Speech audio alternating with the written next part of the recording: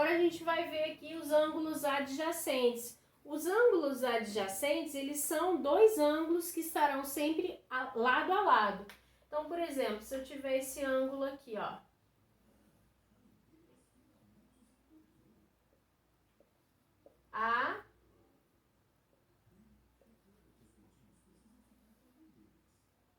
Ó.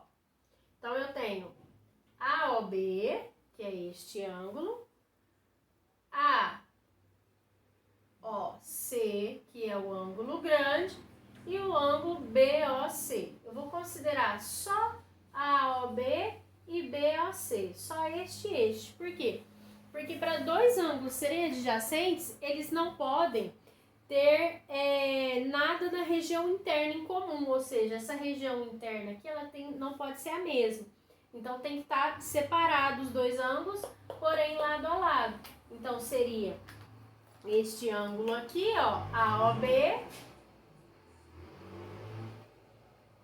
este ângulo AOB, ele é adjacente, ou seja, ele está lado a lado com quem? Com BOC. Eu não posso dizer que a AOC é adjacente nem do AOB, nem do BOC, tá? Porque adjacente não pode ter a parte interna em comum. Tem que estar separados, porém lado a lado. Então, este é adjacente a este, tá certo? Agora nós temos aqui os ângulos complementares. O que são ângulos complementares? O próprio nome já diz, ângulos que se complementam. Se complementam para quê? Para completar 90 graus, tá certo? Então, ângulos complementares são aqueles que se completam, que se complementam para completar 90 graus. Então, suponhamos que eu tenha um ângulo aqui de 60 graus. Quanto que falta para chegar a 90 graus? Ou seja, para eu chegar até aqui, ó, e ficar com um ângulo reto de 90 graus. Esse ângulo que falta para chegar em 90 graus, que no caso aqui será 30, será chamado de complementar de 60. Então, ângulos complementares são aqueles que se complementam para completar 90 graus. Então, o complementar de 60 é 30. Depois nós temos aqui os ângulos suplementares. Os ângulos suplementares é quase a mesma coisa do que complementares, só que no caso dos suplementares é para completar 180 graus. Então, se eu tenho aqui, por exemplo, um ângulo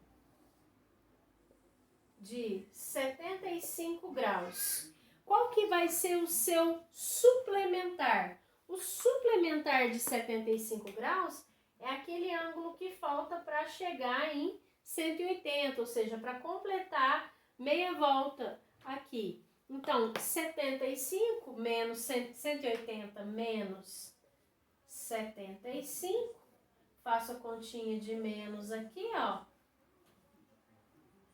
105. Então, 105 é o suplementar de 75. Agora a gente tem aqui os ângulos opostos pelo vértice. O próprio nome já diz, oposto é aquilo que está do outro lado, ou seja, de frente para mim, oposto pelo vértice. Então, se eu tenho, por exemplo, o cruzamento de duas retas, de duas semi-retas, e aqui eu tenho um ângulo. Quem será o ângulo oposto pelo vértice deste ângulo vermelhinho aqui? O vértice, pessoal, é o encontro das retas. Então, o vértice é esse pontinho aqui. Quem é que está de frente para ele? Então, quem vai ser o seu oposto pelo vértice? Será o ângulo que está aqui embaixo, ó. Todo ângulo oposto pelo vértice possui a mesma medida.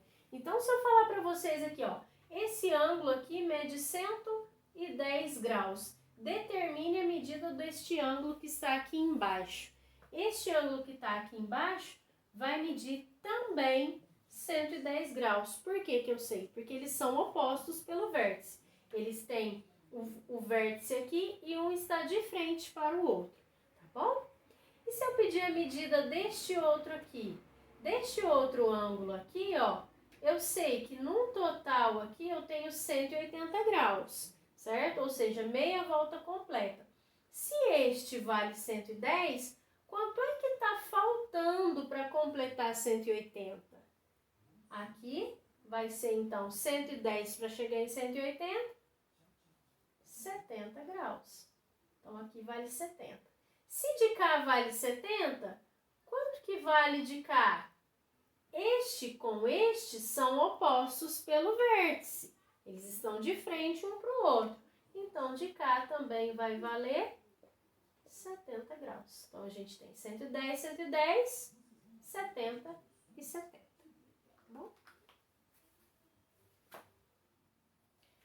Então, agora aqui nós temos ângulos formados por duas retas paralelas, ou seja, essa reta e essa reta, vou chamar essa aqui de R e essa daqui de S. Duas retas paralelas, RS. Lembrando que retas são paralelas quando elas nunca se cruzam. Ou seja, quando a gente tiver isso daqui, ó, uma lado a lado da outra, tá certo? Duas retas paralelas são duas retas que não se cruzam. Na minha blusa eu tenho duas linhas paralelas, ó, duas linhas paralelas. Aqui eu tenho duas retas paralelas. Então, elas são retas paralelas cortadas por uma transversal. Ou seja, essa daqui é a transversal. O que acontece quando nós temos duas retas paralelas cortadas por uma transversal? Algumas propriedades vão aparecer aqui. Então, eu tenho o ângulo AB, CD, EF, G e H. Eu tenho 8 ângulos aqui. Então, notem, A e D são opostos pelo vértice. Então, A e D serão ângulos de mesmo valor. B e C são opostos pelo vértice também. Então, B e C também terão o mesmo valor. Agora, quem é o correspondente a A lá na reta de baixo? Ou seja, esse ângulo A tem um ângulo que corresponde a ele na reta de baixo. Ó, esse ângulo A corresponde lá na reta de baixo ao ângulo E. Então, eu vou chamar A e E de correspondentes, tá certo? Quem é o correspondente de B lá na reta de baixo? É o F, ó. B e F são correspondentes. Um corresponde ao outro. E esses ângulos correspondentes terão o mesmo valor também. Então, o A tem o mesmo valor do E. O B tem o mesmo valor do F. Quem é o correspondente ao D? O correspondente ao D é o H. Ó, este corresponde a este. Quem é o correspondente do C? O correspondente do C é o G. Quem é o correspondente do B? É o F. Tá certo? Então, ângulos correspondentes têm o mesmo valor, têm a mesma medida. Tá certo? Depois a gente tem os ângulos alternos e internos. O que são alternos e internos? Eles se alternam internamente, ou seja, eu tenho aqui nessa parte de dentro aqui, eu vou chamar de interno, tá certo? Alterno e interno é o C e o F, ó, C e F, eles se alternam, um tá de cá e o outro tá de cá, internamente. C e F são alternos internos, eles também têm o mesmo valor. D e E também são alternos internos. D e E, eles são internos e alternos. Eu alternei de um lado e de outro, D e E, certo? Eles têm o mesmo valor. E alternos externos. Externos é aqui da parte de fora. Então, estou olhando aqui em cima e aqui embaixo. Alternos externos, ou seja, alterno um para lá e um para cá. Então, é o A e o H. Eles são alternos externos. Um está de um lado, o outro está do outro. Externamente, aqui de fora. E o B? Quem é o alterno externo do B? O G. Eles também terão o mesmo valor. Isso vai meio que pela lógica, né? Porque aqui, ó, se B é oposto pelo vértice de C, significa que B e C têm o mesmo valor. Aqui embaixo, quem é que corresponde a B e C? F e G. Então, F e G terão também o mesmo valor que B e C, ou seja, B tem o mesmo valor que C, B tem o mesmo valor que F também, que também tem o mesmo valor que G. B é igual a C, que é igual a F, que é igual a G. E A? A é igual a quem? Oposto pelo vértice com D. Então, A é igual a D. Todos têm um acento circunflexo, viu, gente? Quando é ângulo, tem um acento circunflexo aqui na letrinha. A corresponde a D, que é igual a D. Quem é que corresponde a A lá embaixo? O E, que é igual a E, que é igual a H. Tá bom? Certo? Esqueci de falar para vocês aqui dos colaterais. Então, o que são ângulos colaterais? Ó, A, B, C, D, E, F, G, H.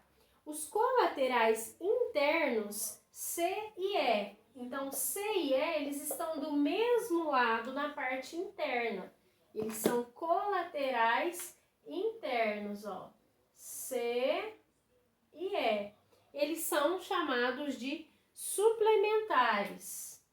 Por quê? Porque a soma deles vai dar 180 graus, tá? C e E são colaterais internos e a soma deles vai dar 180 graus. Por quê?